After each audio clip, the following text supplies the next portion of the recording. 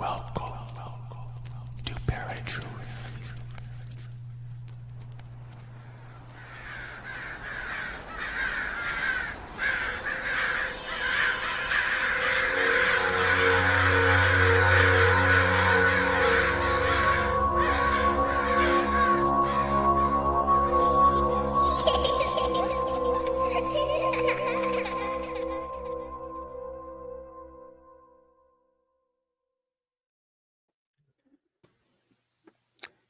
What's up, everybody, and welcome to a brand new episode of ParaTruth Reborn. This is a pre-recorded show on 107.7 FM New Orleans and United Public Radio Network. My name is Erik. And I'm Justin. And today we have with us William J. Hall discussing his book, The Bridgeport Poltergeist on Lindley Street. Now, Bill is the author of the paranormal bestseller, World's Most Haunted House, which explores the Bridgeport Poltergeist on Lindley Street. The Bridgeport Poltergeist Photos and Archives book, as well as the Haunted House Diaries and Phantom Messages. Bill has extensive experience as a performing magician and is a seasoned researcher of the unexplained, delving into topics ranging from folklore and urban legends to fortune-telling, the pyramids, and other mysterious tales. His syndicated column, Magic and the Unknown, ran for 6 years in multiple newspapers and he has been interviewed worldwide and broke Discovery Channel records with his appearance on Devil's Road on the Travel Channel, among other programs. So without further ado, let's bring in Bill Hall. Hi, thank you for having me. Hey, thank you for joining us. It's been a while, Bill. It has. Yeah, quite a while. Well, now, Bill, I know that we've had you on the show a few times over the years, but if you can, just tell us how you started researching the paranormal again for our new listeners. Well, it was always something as a child I researched, and I was more on the UFO end of things, sending away for government documents as a kid and things like that, and watching In Search of and those kinds of shows. But with Lindley Street, it really got me going down the rabbit hole and taking a much more active role. Because in the old days, I was a member of the Psychic Investigation Committee of Society of American Magicians, but mainly we just got people faking stuff.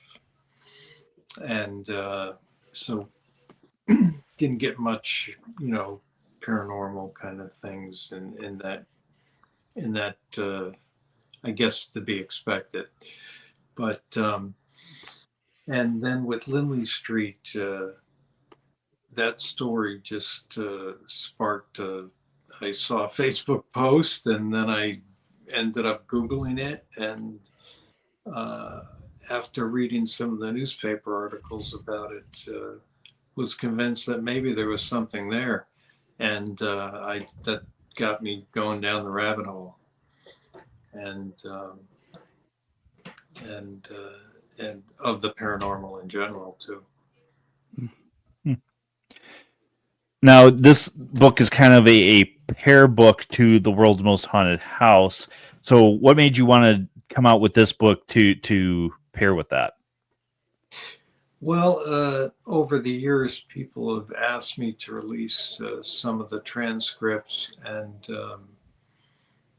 they wanted to see the photos, and they wanted to see them in color.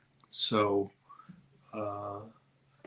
and then it was the 50th anniversary, and I said, well, let me see if I could do it. So I figured it was a fun project to do, and happy to say so far people like it. Yeah, sure. And I certainly did find it very interesting being able to see all the various photos and, of course, the written text of the recordings as well, at least some of the recordings. I found that really fascinating and a lot of fun to kind of delve into, made it feel a little more real, as if we were actually there investigating it ourselves. So that was really cool, and I do appreciate that for this book in particular. But for those who are not really familiar about the case, can you actually explain what had been happening there that's really rose this or grew this this interest in the investigation of it? Well, this was very widely publicized and had a lot of witnesses to it. So in the newspaper reports, there was quotes from police officers, firefighters, reporters, friends, family, onlookers, priests. By the time this thing really blew open, so there was just so many witnesses involved, and it was such a public display, unlike we've really seen in, I don't know, 100 years. Maybe the Bell Witch can compare in some ways, but so that, that's really what piqued my interest, if that's what you were asking, I think. Yeah, for sure.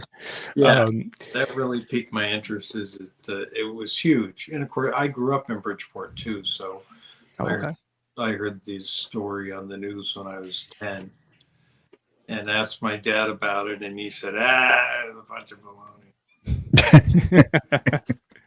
So the hoax story, got him too. Well, and at the time, there were a lot of people who actually believed it was a hoax, right? And there were even articles published claiming as such. Well, the hoax story was released really by the police. Basically, they wanted to get the city back, and the only way to do that and to keep the family safe too was to claim it a hoax. Unfortunately, the little girl got the blame for it. Mm-hmm. But yeah, I mean, because they tried to burn the house down. You have to remember, so so things were getting out of hand. They had to block the street off. It was a very, very public event. So not only was the family dealing with the poltergeist antics inside the house, they had to deal with the very real human end of it, human monster. Right. Mm-hmm. Now, I had read in your book one thing that really just stuck out to me. There's plenty of things that stuck out to me, but this one in particular, I read that the activity seemed to quiet after the priest had blessed the home, only for the activity to restart again several hours later in a much worse state. Now, for me, I can't help but find this an odd coincidence that lines up with a Bible passage written in Matthew 12:43-45, which says, basically talks about a spirit leaving a house, then coming back with 7 more wicked spirits that cause greater chaos than the original. And so, despite having religious artifacts within the home, as the owners did, were the Goodins a religious family in general? And how did their beliefs relate or impact to the haunting itself and its outcome? The Goodins were a religious family. They went to church every week. And Jerry was an overall good guy. He was a Boy Scout leader, even though he had no children of his own at the time. Mm-hmm. So yeah, they were a very religious family. A little quirky in the upbringing of Marcy, but that's a different issue. As far as religious items, I mean, they were really just, if you look at the data, they were really disturbed less than about 10% or less of the time. But I think they're more memorable to people. If a chair floats or a chair flips, that's one thing. But if a cross does it, it tends to impact you more, Right. Mm-hmm. Depending on who you are, of course. But, so, I mean, I think that's why it was important for me to look at and separate the data itself, because we all have biases, and I probably would have thought the same thing. Oh, Jesus seemed to go after religious items, or and maybe it knew that would get the family's goat, so to speak, you know. Mhm. And certainly, you know, that could happen within the scope of everything else, but to say it went after religious items was not statistically true at all. It was exactly the opposite, you'd say. If anything, it went after chairs and TVs.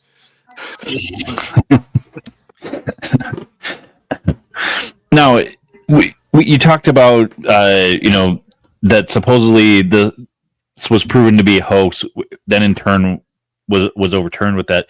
What type of activity were they saying was being hoaxed? And when you got to that part where you were able to investigate this a little bit, what were your thoughts on the different activity that they had going on there? Well, I had the 30 hours of interviews that were done right at the time, right after it was announced a hoax. The police department was mandated to participate in this investigation and be interviewed by the investigators. So, and that's what really led me down the rabbit hole, is because that actually was mentioned briefly in a newspaper, and it mentioned the gentleman's name, Boyce Beatty.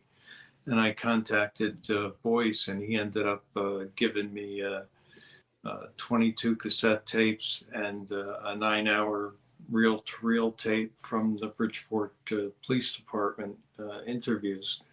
So, hearing those interviews is really what convinced me that Lindley Street was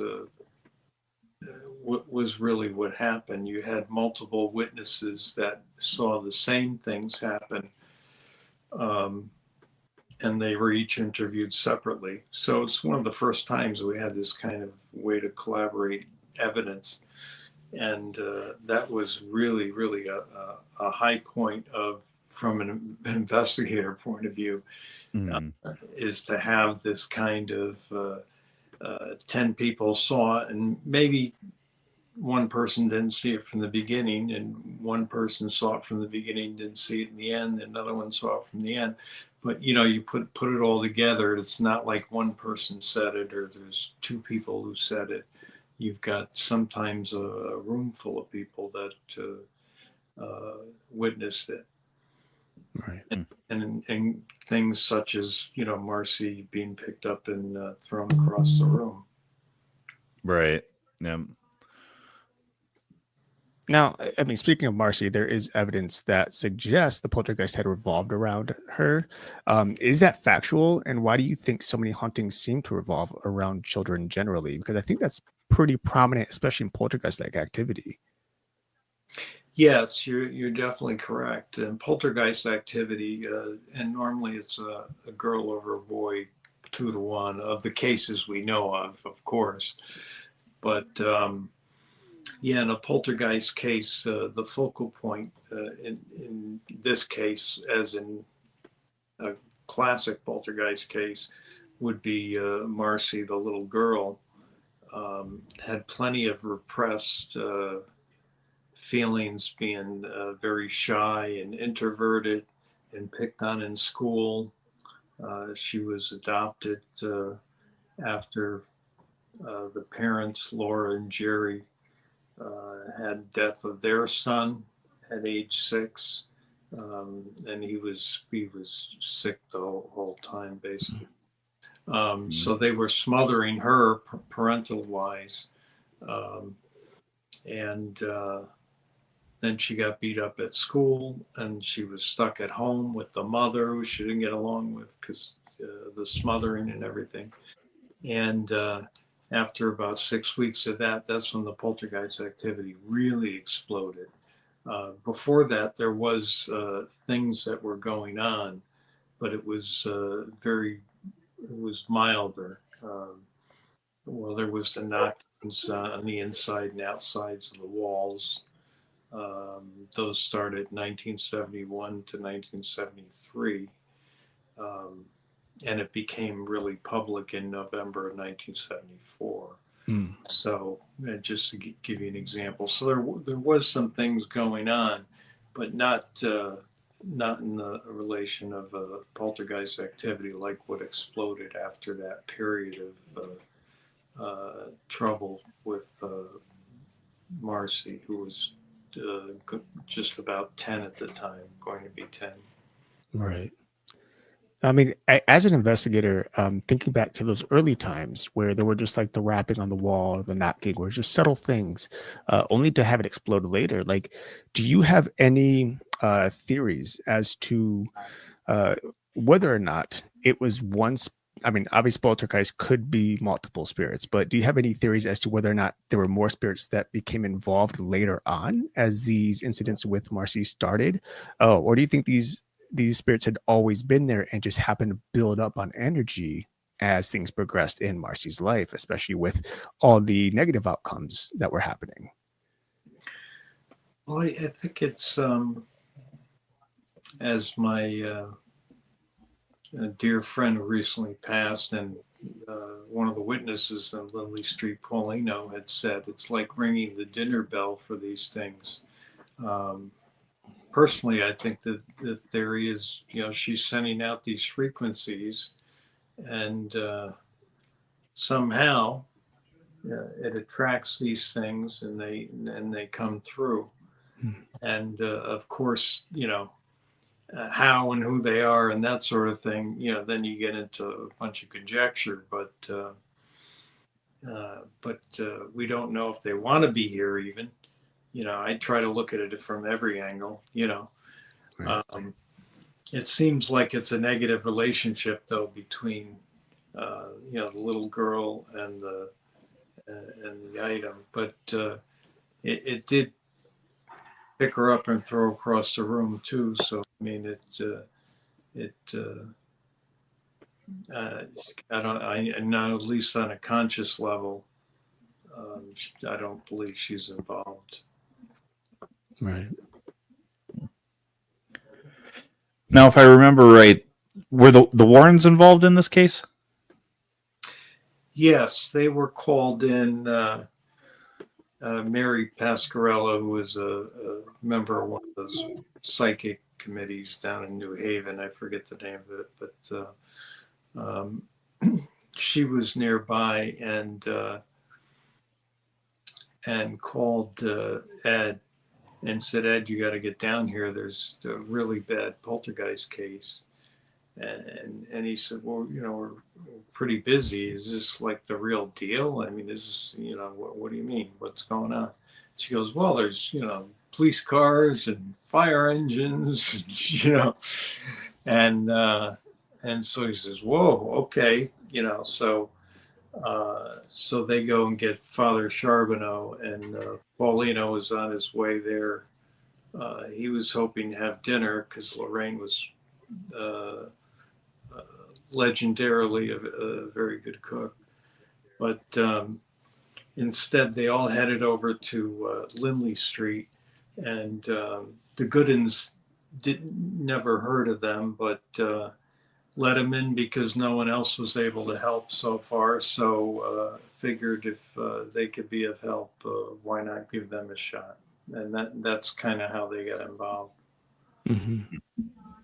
And once they got involved, I mean, did the the activity increase even more now that there were people actually there witnessing things and kind of diving deeper into the subject matter? Well, it's funny because usually in these cases, when you have so many people, it usually would die down. If you have a bunch of new people enter, it usually would die down before anything would pick up. Mm-hmm. But in this case, during that period of intense activity, even with new people being introduced, the activity still continued. So that was an interesting part of it to show how heightened it was. Right.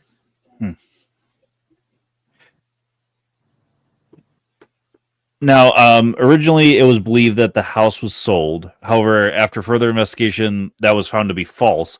Had the home eventually been sold, and do you know whether or not reports have been submitted regarding a continued haunting with the new owners? I don't know of any, as far as I know, there hasn't been any activity before or after. As is not uncommon in a poltergeist case, although I guess you can say there's something to say about, the land itself or whatever. There is an underground spring there. So that's interesting. If for nothing else, they say that could have something to do with it, but who, that's the missing ingredient. The $6 million question. But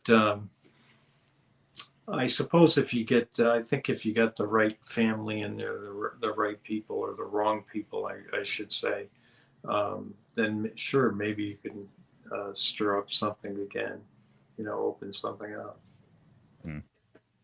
All right. And that's true. It's very interesting that like running water, rivers, they tend to generate or supposedly generate energy to empower spirits in some way to help them manifest their abilities of moving things or just manifest themselves in a certain location. So it is very possible then, I suppose, these spirits were already there and just the good ends happened to have an energy that provoked them, these spirits, and allowed them to come forth. Whereas when someone else came in, they didn't share that same type of energy and kind of help subdue the natural forces that were. Because if I'm not mistaken, once they did move out of that house, there's no report that the poltergeist followed them, correct? Right. When they were, they stayed they never left the home, but I mean, during the short periods of time where they left the home, no, it didn't follow them. It did, something followed Lorraine and Paul, but nothing followed the good. When the Goodens were away from the house, as they sometime did, they'd spend a night here or there, at the Right. try not to imposition people, or they would have Marcy stay over there and they would stay at the house, but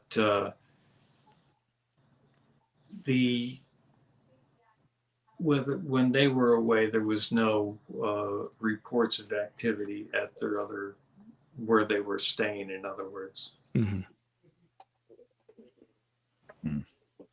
Now, something you mentioned earlier was the fact that the parents were kind of smothering Marcy. Now, was that smothering as in there was some type of abuse, or just smothering because she was an adopted child, or what did you mean by that? Yeah, there was no evidence of abuse. I actually did ask about that just to cover all the bases, but no, there was no evidence of abuse. But their young child that they had, a little boy, Jerry Jr., he had, I believe, cerebral palsy and Down syndrome.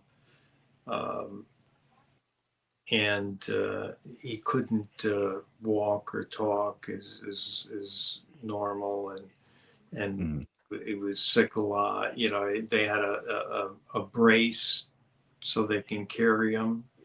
Okay. And so and then he died with a high fever at age 6, and they were devastated, and they ended up adopting Marcy, and they were really smothering as far as parental. She couldn't go anywhere alone. She'd have to be walked to the bus, walked here, walked there. Gotcha.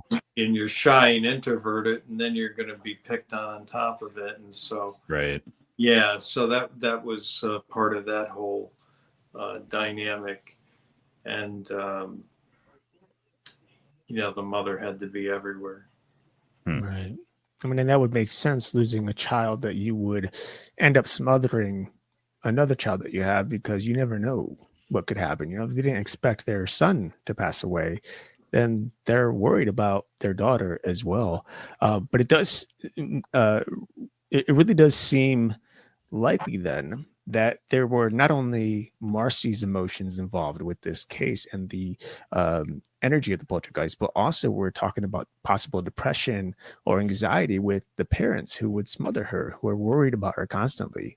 So we have this big melting pot within this house that just kind of stirred up everything once Marcy came in to the home. And I just find that really intriguing. Yeah, I completely agree with that. I would say the mother would be the other part of that real explosive energy. Mhm. The father, granted, I'm not saying, probably his anxiety, I'm sure could have contributed, sure, but he was more, I think, level set and real nice guy. But I think more Laura and Marcy, their relationship, that was like flint and steel. So that Right. was definitely a catalyst to a lot of negative energy. Now, was there ever any suspicion that the spirit or one of the spirits that were at this house was maybe the boy, and it was kind of acting out because they quote unquote kind of replaced him with Marcy, because they didn't have any activity before Marcy, right? In let's see, 1971. That's right. Not before Marcy. Okay. So did they ever suspect that the little boy might be one of the spirits involved? I mean, that came up. The parents at one time said it. Not that they necessarily believed it, but they were at Mhm. their wits' end, and it came out, and I don't think that's what it was. I think it was more of a classic poltergeist case. Okay. I think the role of the boy was simply that created that environment of the smothering, which led to the being picked on, which led to and so on. Hmm. Right. Okay. So now, when it comes to actually investigating, what type of tools were being used at the time, and did they actually capture any significant evidence of the poltergeist itself, such as videos or photos or even EVPs of these spirits either speaking or acting in some way? There was originally video cameras brought in, but then the parents nixed the idea. It was getting too crazy. There's too many people, and so they kicked him out. Um, the newspaper. I mean, there was a reporter had a camera on him, Hmm. and he saw dishes fly across, and as he told me, he said, "Well, camera or not," and he says, "How could I? I couldn't get to it in time." And he said, "And even if I got to it in time, and I expected it, which I wouldn't have, but even if I can get to it in time and took a picture of it, still, what does it prove? You know." So there's that. But there were on the audio tapes that did capture um, a noise that occurred before the phenomena happened. So that was captured on tape when an interview was being done inside the home. So that was pretty cool. But aside from that, they didn't use any real, equipment to speak of, Okay. other than comforting the family. And Sure. the Warrens' advice was, if the activity gets heavy in one room, everybody get up and move and go to another room, Hmm. and it'll settle it down. Sure. Uh, which was good. Um, But yeah, they didn't have any fancy tools other than trying to get an exorcism on the house, which I don't think would have been of any use. But in any event, that was thinking at the time. Okay. And do we know exactly what that sound was that they did capture prior to the actual events of the haunting? They never could figure it out. They had the police involved, they had the fire department, they had the city engineers. They ruled out construction. They ruled out anything having to do with the house settling, or Mhm. they really couldn't. They didn't know where the knockings were coming from. They were on the inside and outside of the house, and they followed them room to room. Jerry thought maybe it was a neighbor because they owned a motorcycle, 74, I guess. But, so they just really didn't know. I mean, he even took pipes apart in the house thinking there was an animal in there or something. They didn't know. And then they recorded it with the police officer, a neighbor, a friend of theirs who lived across the street. And they recorded the sounds, and they never really were able to identify what they were. Okay. They didn't cause any damage. There was no damage done to the house, but they were really, really banging, very loud. So, I mean, if they suspected animals and even suspected a motorcycle, then it's arguably okay to theorize that they probably caught some sort of growling like noise on these voice recorders, then most likely. Potentially. Well, on the audio tapes I have, there was nothing else captured because they didn't do all the interviews in the home too. And depending on when it was done, the activity was a little bit sparse. It was starting to whittle down after Marcy got transferred and went back to school. Okay. Then she was happy, and it petered out after that. So now, some of the pictures that you had in here were of the TVs that they had there. Apparently, most of their TVs were broken. Somebody had donated one to them, and one of them even fell on Marcy's foot, or almost fell on Marcy's foot. Were the broken TVs a part of this activity that was going on, or was it just they didn't have money to fix the TVs? it was the activity going on. The TV in the kitchen came down slowly and then went fast, and it landed on Laura's toe. Well, Laura's toe, okay. Yeah, broke her toe, and she went to the hospital for it. And the other TVs floating, coming down, sometimes slowly. They had a lot of TVs for for a family in the 70s, let me tell you. Yeah.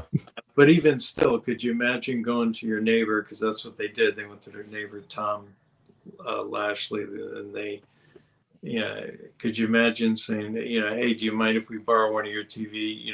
You heard about the poltergeist, and all our TVs are eaten up by the ghosts. You want yours to join it?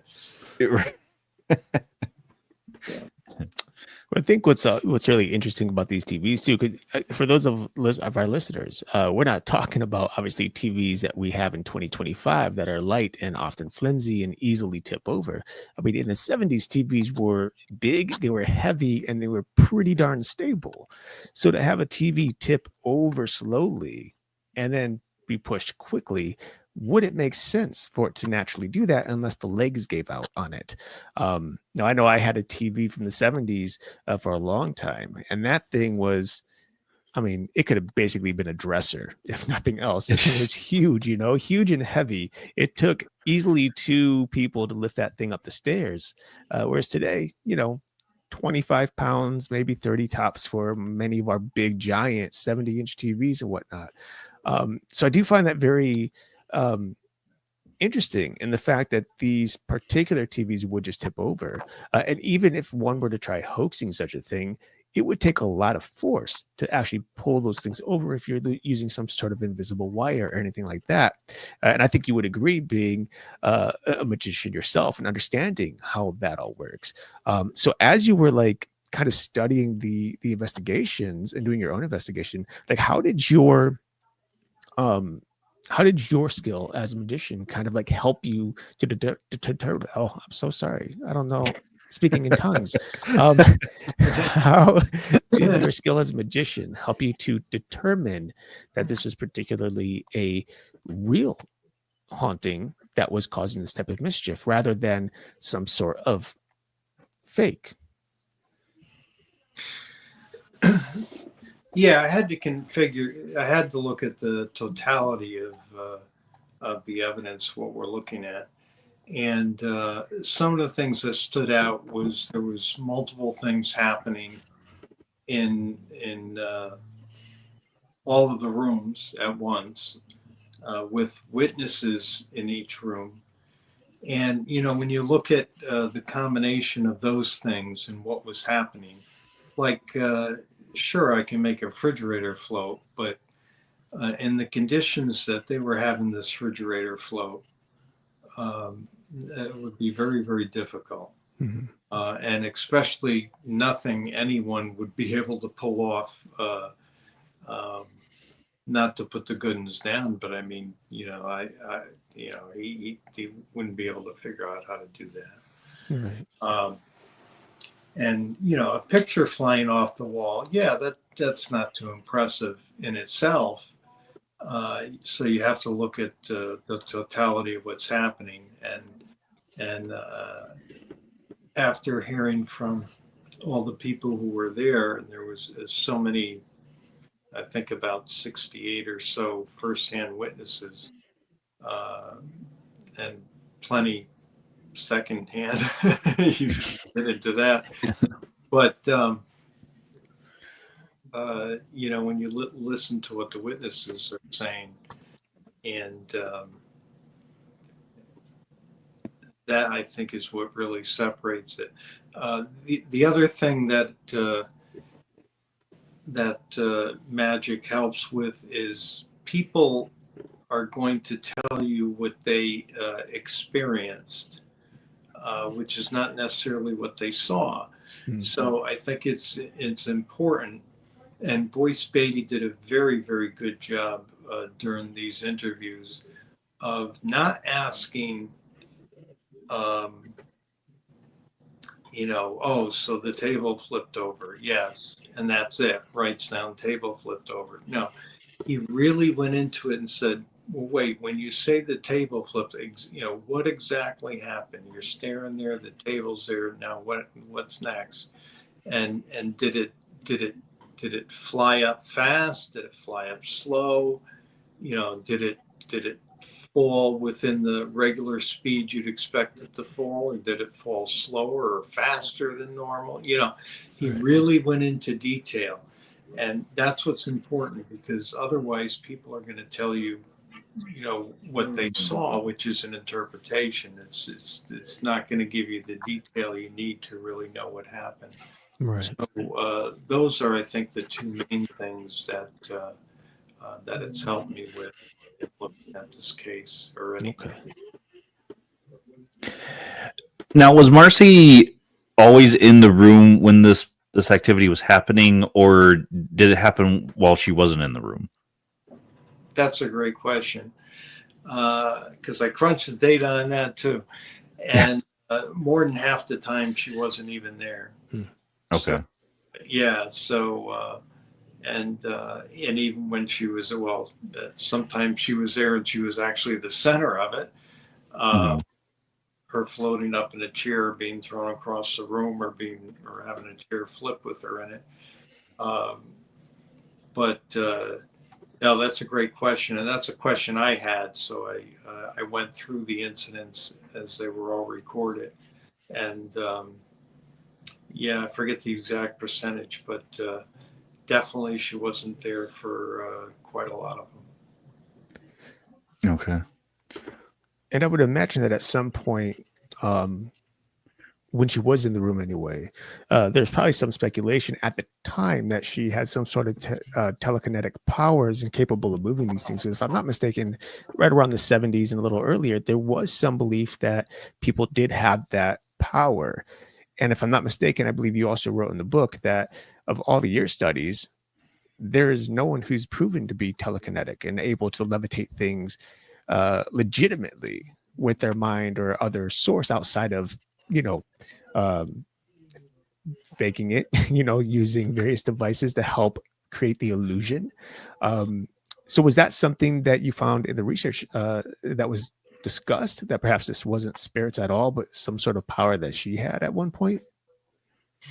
Well, yeah, I mean, Bill Roll, his theory is that sometimes it's simply the psychokinesis, other times it's psychokinesis plus entities. Hmm. I never, I don't think I'd buy into the psychokinesis part itself, but it could just be another way of sending out the negative frequencies that attracts these things. You know, so Sure. maybe it's really not. Maybe it's just the use of a different word, but I would call it frequency versus telekinesis. Telekinesis, simply because that's just such an evil. It's a beautiful word in magic because I love the facts, but in reality, it's just an evil word. But I prefer frequencies. But Okay. Okay. Now, why is this case still so prominent today? And if anything, what can we learn from it about hauntings going forward? I think we can learn no matter how many witnesses you have. Never enough. Yep. Got. It doesn't matter. Oh boy. Yeah, I mean, I think it's the public part of the case that makes this, because there are poltergeist cases, and they're all fascinating, and they all have their things to them, but the public part of this case makes it truly that intertwined with everything. It really, to me, you think it's the case that really should have brought this into mainstream science. How many witnesses do you need? How many people do you need? How many crowds of people? How many? What do you need? And I wonder if they did keep the video there, if people would have just assumed that was faked. I mean, even in the 70s, Right. Well, they did them. What was them was in the 50s or something. I don't know. Mm-hmm. Right. But also, you have at least 60 some odd eyewitnesses. You have various reports from not only the individuals, the investigators, but even police reports that are coming in saying these things had happened. So what do you say to those people who are, for some reason, still skeptics, despite the growing evidence to support the actual legitimate hauntings?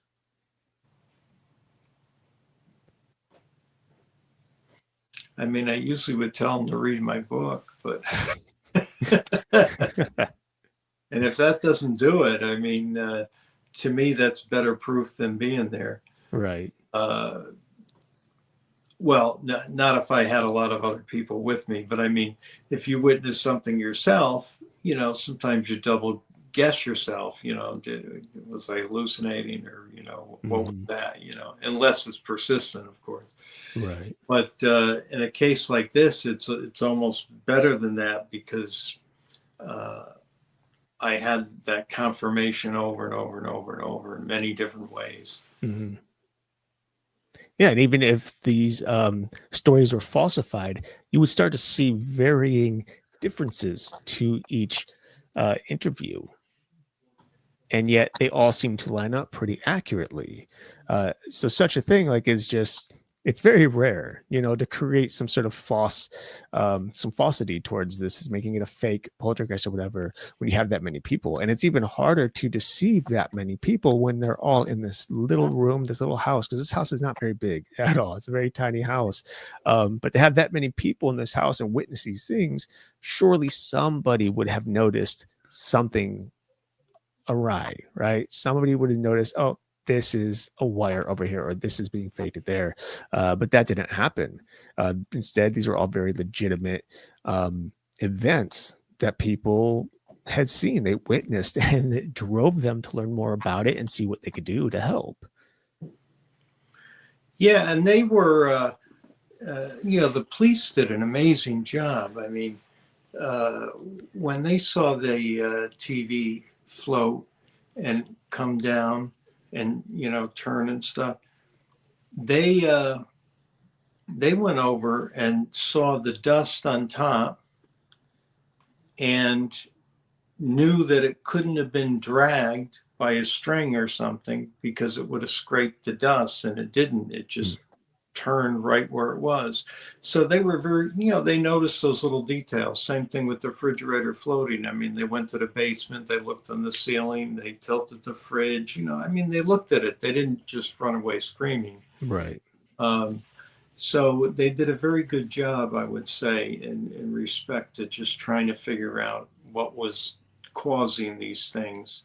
Especially in those times, the first thing that they would think of would not necessarily be the paranormal, although The Exorcist did come out before then. So, that was on people's minds. But right.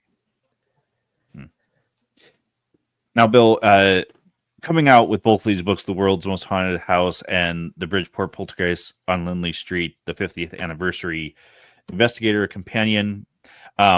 What is your hope for people to take away from these books? Well, I think it's if you want proof of the paranormal, these would be the books I'd recommend. Basically, and it's a heck of a poltergeist case too. Mm-hmm. So you have the poltergeist case itself is incredible, but then when you get the actual story of the public part of it, and it's rare that we have this much preserved so well.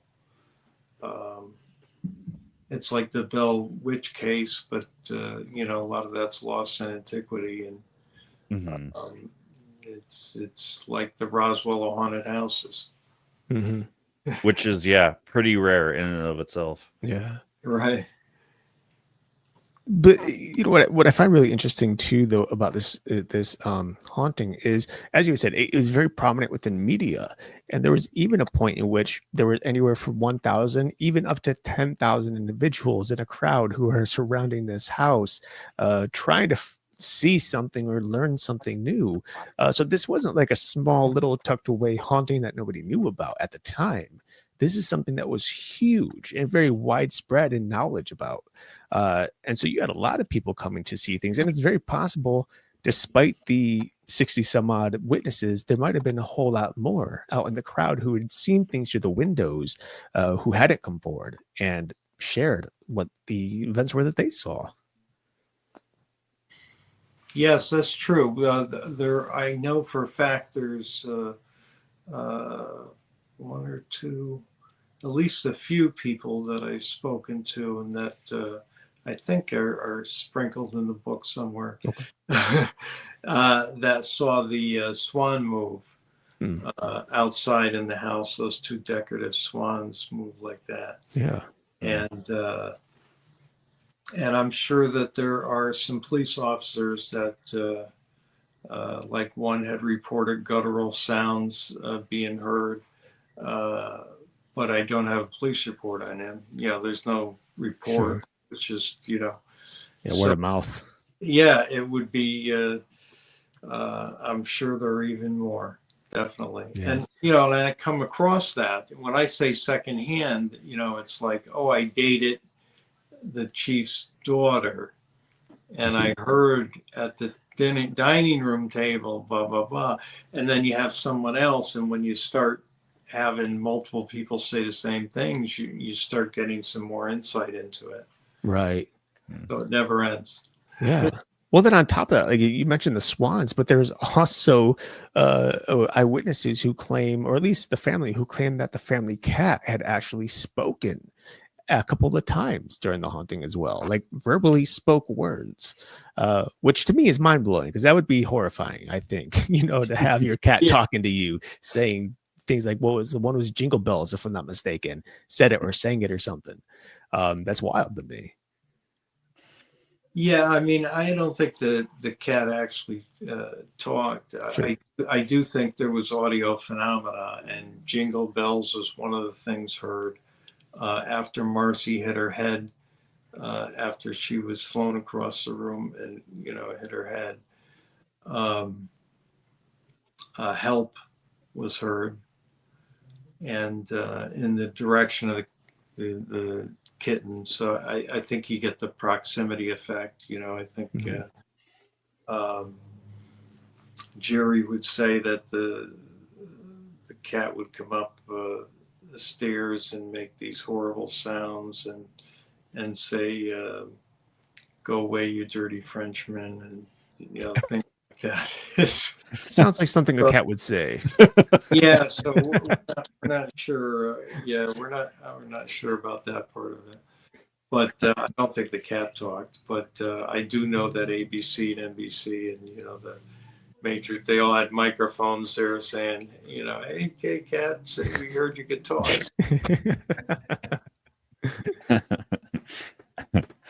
All right, Bill. Well, it is that time for us to let you go. So I want to give the mic to you to tell everybody where they can find you, find the book. It's all you. Oh, okay. Right. If you go to Hall, HALL, of the paranormal.com, that's Hall of the paranormal.com, and search in the book section. You can get any of my books. I'd be happy to sign them and send them out for you with some free stuff, whatever I find around the house, you know, $20 bill. Piece of fuzz or no, I'm only. But yes, and there's some paranormal stuff, and it all helps towards rent. Yeah. Now wait a minute, I'm supposed to have a good cause. I feel living is a good cause. That's all I came up with on the fly. No, but thank you for that. Yeah, thank you for reaching out for us to have you on about this book, because it's fascinating to read through it and see the different pictures and stuff. So hold on one second. I'm going to put you into limbo as we close out, and then we'll let you know where you can get the link and all that stuff for when this comes out. All right. All right, folks. The book is The Bridgeport Poltergeist on Lindley Street by Bill Hall. There you go, right there, if you guys can see it. If not, just Google it. You'll find it if you're listening to the audio. Next week, we're going to be bringing on Tim Sedano from Paranormal Insights. If you are part of the UPRN network and listen to us religiously, you'll know who that is. And we're going to be doing a two-parter with him starting on our show, and then we'll flip over to his show. So definitely stay tuned for that. Anything else you can think of before we head out? No, not at the moment. You know, we've been keeping up with things really good. So there's no house cleaning for weeks now. That's right. A good thing. I mean, I've gotten our schedule to the point where we even have an Easter episode to talk about in a few weeks. Incredible. So make sure you're continuing to tune in. We're going to be having guests, some new and different topics, and just exploring the paranormal in different ways. But until next week, folks, where you'll find us same time, same channel. My name is Justin. And I'm Erik. Peace.